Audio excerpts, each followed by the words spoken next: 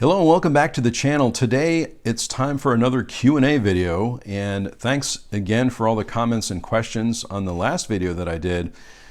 Please feel free to leave a question below for the next video, which will be in January 2021. But I just wanted to say thanks to everyone for leaving questions. So I printed out the questions here, and the first one is from Nathan. I should mention too that if you do have a YouTube channel and you ask a question, I will leave a link to your channel in the description below.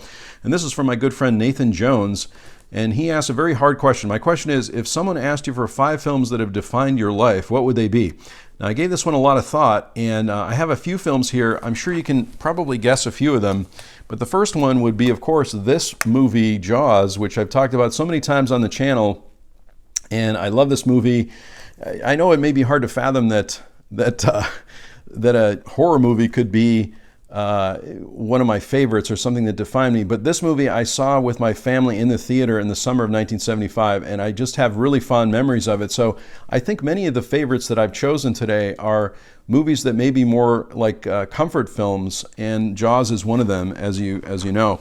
The next one is one that I've talked about on the channel before too. It's a Wonderful Life by Frank Capra, directed by Frank Capra, starring Jimmy Stewart and Donna Reed. And this is a movie that I watched every Christmas time, that I have watched every Christmas time for many, many years. And I used to watch with my mom. So I remember watching it with her, and I've just really enjoyed this movie. I love the story of It's a Wonderful Life and just being grateful and thankful. And this is a good time of the year to do that. Of course, it's good to be grateful and thankful all year round, but it's a good reminder just to be thankful for everything in your life. And so It's a Wonderful Life is a great movie, and I remember it, and it means a lot to me, and it's really shaped me because of my history with my mom. The next is kind of a set of movies. Many of these films I'm talking about today too, I did see with family and friends, and so I really feel like that's those films are those that really help to define me. And this is the Star Trek movies. Now, I do love Star Wars also. I know there's always a big debate between people who like Star Trek and Star Wars, but I like them both. But Star Trek I have a particular affinity for because I remember watching Star Trek, the TV show, the original series, on a black and white TV when I was a kid. And so I also remember specifically Star Trek 1 and 2, going to see those movies with family and friends. And so these movies mean a lot to me. The ethos, I believe, of Star Trek is very important to me as well, in that it celebrates inclusion and diversity, as well as this thing called the Prime Directive, which I won't go into too many details there. But I really love these movies. They mean a lot to me, and I feel like they've really defined me through the years. So I regularly watch these also.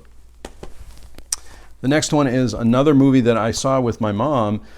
This is The Goodbye Girl, and I really love this movie as well, and it's a movie that I regularly revisit. We went to see this in the movie theater. It's a romantic comedy, and it's based on a Neil Simon, it's based on a Neil Simon play, I believe, or it's part of a Neil Simon did the screenplay, I believe, for this, is what I meant to say. Let me just make sure here. Yeah, written by Neil Simon. So I'm a big fan of Neil Simon in general, and so this is one of the reasons I love this movie. Again, a very simple romantic comedy. I feel like I'm kind of a romantic at heart anyway, so I really go back to these films. They're really comfort films for me, as I said before. And the last movie is also related to the theater, Vanya on 42nd Street. This is another one that I go back to quite often. It's based on a Chekhov play called Uncle Vanya, and I really enjoy this. I enjoy the history behind this particular production, in that the rehearsal period for it, the way that it was filmed, and the way that it was done. And Uncle Vanya is one of my favorite Chekhov plays. I love plays in general, and I love movies that were made from plays. So this one is also very dear to my heart, and just my love of the theater. So those are the 5 films. It's really hard to pick favorites. Nathan, thanks so much for the question. But I feel like those are pretty representative of me and kind of how these films have helped to define my life. I really go back to these, and I feel like they're sort of a touchstone for me in terms of defining who I am. Great question. Dan, a regular viewer, writes, seeing as your next Q&A will be in December, it seems fitting to keep my questions holiday themed. What is your favorite adaptation of A Christmas Carol? Mine is George C. Scott's. What holiday film do you feel gets overlooked or is underappreciated? Now, I will say My favorite adaptation is kind of a loose one perhaps, but it's this one, Scrooged, with Bill Murray. I just love any movie with Bill Murray in it. I really enjoy. And I really like this one, and I have to say I watch other Christmas films more than A Christmas Carol, but this is my favorite one right now. I do appreciate the recommendation with George C. Scott. I will say too that this version was recommended to me this year by Vanessa Buttino, A Christmas Carol with Alistair Sim. I haven't seen this in a while, and I'm happy to pick it up, or I was happy to pick this one up, so maybe this one will be my new favorite. I really don't know, but it's obviously a great story around Christmas time, and it's another reminder to be thankful and grateful. So I'm hoping that I'm sure I'm gonna enjoy this one as well. And then the other one is, which holiday film do you feel gets overlooked? Now, there's so many holiday films out there. I feel like, in general, this one gets overlooked. Miracle on 34th Street, the original version with Edmund Gwenn and Natalie Wood. I love this film. I watch it every year also, but I feel like in the shuffle with Elf and Christmas Vacation and a lot of the other Christmas films, this one gets lost. And I don't think it gets shown as often as It's a Wonderful Life. I could be wrong on that, or maybe I've missed it, but this one I feel like needs to be seen more. There was a remake of this movie done, but I like the original. Great question. Thanks so much for that. The next one is from Oliver. Regarding your latest shelf video with box sets, do you prefer DVD over Blu-ray when it comes to TV shows, or how do you choose what version you want to buy?